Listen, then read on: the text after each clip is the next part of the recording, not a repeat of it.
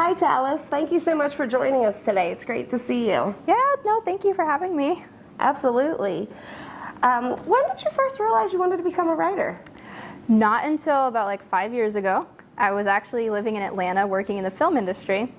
And then I found out about the NaNoWriMo writing challenge. And that's, I don't know, I just decided to finally put a story to paper. And I've been writing ever since then. So that's fantastic. Now, how has your family supported you during this writing process? They're very supportive, the most supportive. They're always like, first line to write my books, make sure I keep writing. I don't know, they make me feel a little like this is maybe a little less crazy of an idea to be a writer. Great, great. And what was some of the most surprising things you've learned while creating your books? How in control the characters are versus me, or doesn't matter how much time I put into an outline or research and planning, they'll always have their own mind about things, and that was kind of surprising. That's interesting. Now, what has inspired you to write this book, and can you tell us about it?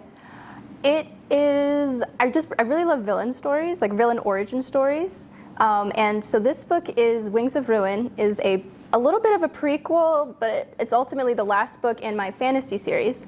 And but at the heart of it, it's a villain origin story. So it does start before the rest of the series, but then it'll carry you through the end of it and kind of dive into instead of focusing on the heroes, look at the other side of things.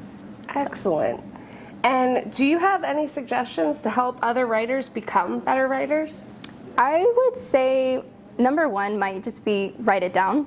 Like if you have an idea, write it down. Just write out your story, whether it's an outline or just like a brain dump onto paper or even a whole first draft, just to write it down. Because I think a lot of times we get stuck in the thinking, you're trying to perfect it in your brain before you even fully understand your idea. And just writing it down, it's easier to look through it, edit it, and then really get started.